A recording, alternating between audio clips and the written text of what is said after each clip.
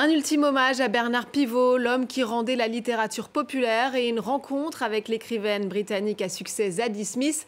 C'est le programme de ce nouveau numéro de À l'affiche. Bienvenue à tous.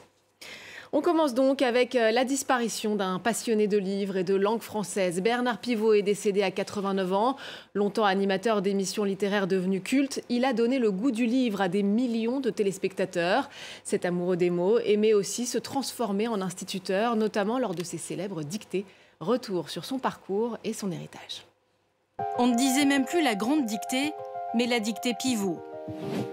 L'amoureux des mots a marqué des générations de Français à qui il avait fait apprécier les subtilités de la langue. C'était des souvenirs avec ma maman. On s'installait devant le poste et on faisait les dictées en fait en live avec Pivot qui lisait. Alors, je vais d'abord lire le texte de la dictée, bien entendu, comme à l'école primaire. Le journaliste avait fait de la défense de la langue française la clé de voûte de sa carrière. En avait-on vu défiler à la queue leu-leu des dilettantes et des marchands de tout acabit, fascinés par son bric-à-brac, voire son capharnaüm. Un livre dans une main, une paire de lunettes dans l'autre.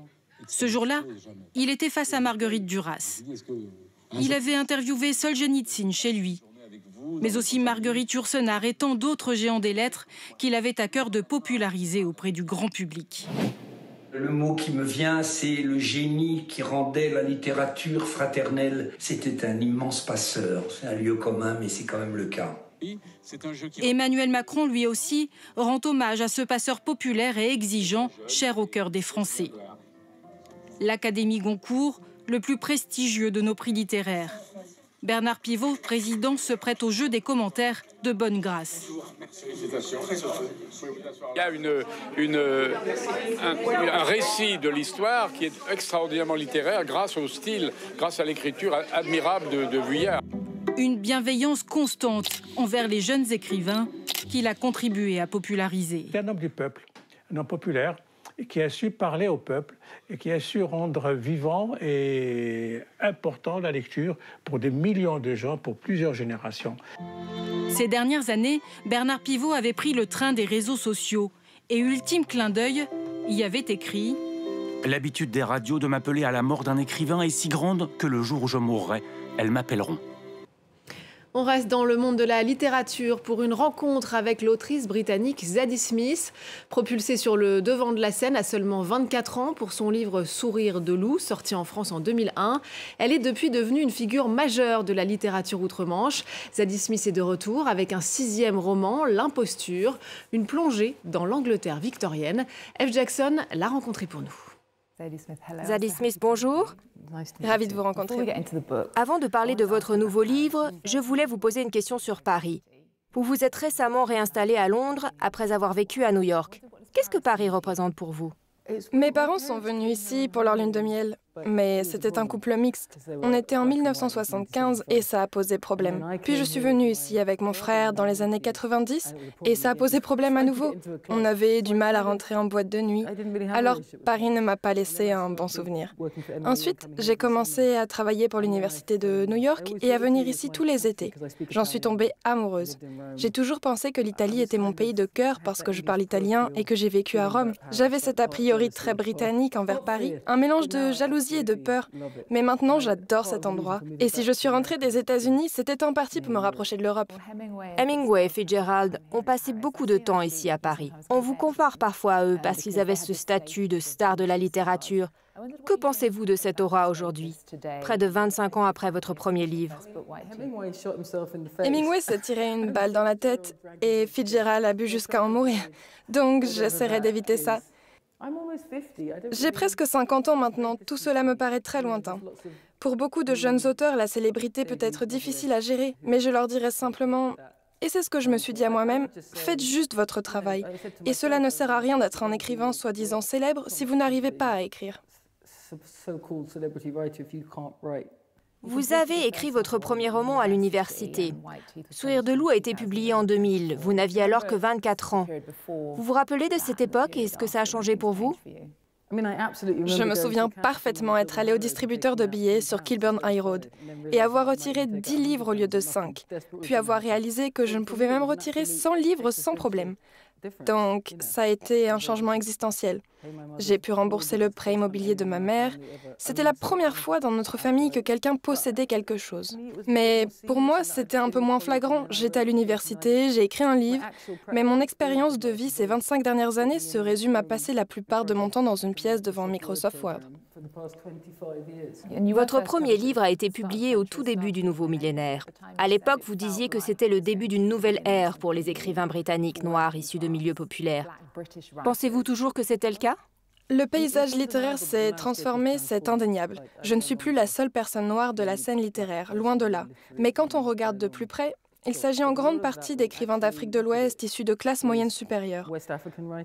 Pour certains, c'est un changement notable dans le monde littéraire dominé par les Blancs, mais de mon point de vue, je ne vois pas trop de changements.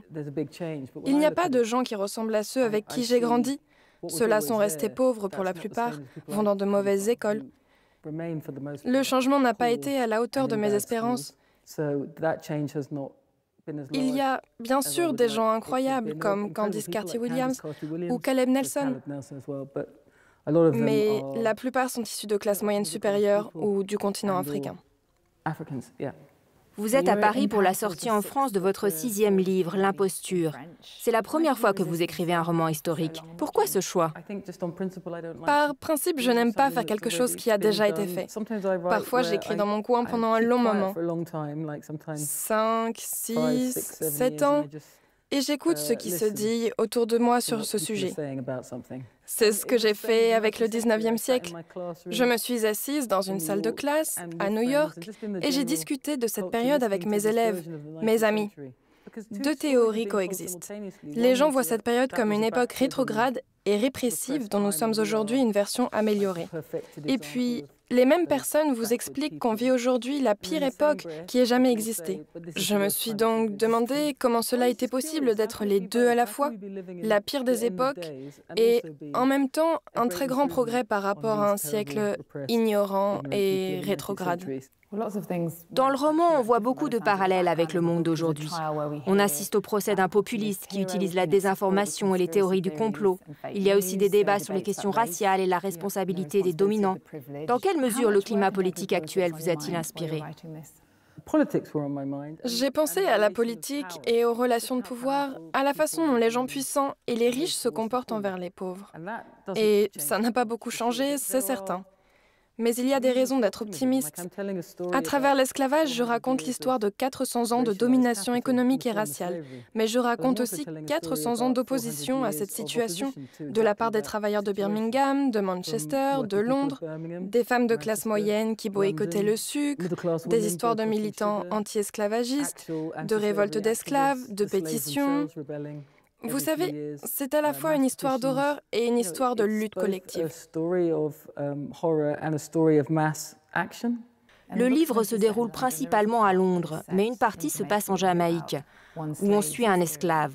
Vous avez grandi à Londres, votre mère est jamaïcaine, votre père britannique. C'est la première fois que vous écrivez directement sur l'esclavage. Tout ce que j'écris concerne la diaspora, conséquence directe de l'esclavage. C'est une rupture historique tellement marquante pour cet immense continent qui aurait pu se développer d'une myriade de façons. Sa chronologie a été bouleversée. C'est pourquoi je m'y suis toujours intéressée. Évidemment, d'un point de vue personnel, parce que cette histoire explique pourquoi j'existe, mais aussi parce qu'elle est au cœur de la formation du monde moderne. Avez-vous une idée du sujet de votre prochain livre? Ou êtes-vous toujours en train d'écouter, de réfléchir? Cela concerne un peu la France, mais c'est encore flou, une idée. Je suis encore dans une période d'écoute et de réflexion. Vous avez vécu à l'étranger pendant plus de 17 ans, c'est ça? Oui, très longtemps en tout cas. Vous êtes revenu à Londres pendant la pandémie. Pourquoi? On a juste fui la pandémie. Le père de mon mari est mort du Covid peu de temps après notre retour. Il était important pour nous de rentrer car des gens que nous connaissions étaient en train de mourir. Nous sommes donc rentrés chez nous. J'essaie d'en faire une expérience politique utile parce que je suis revenue dans un pays presque méconnaissable.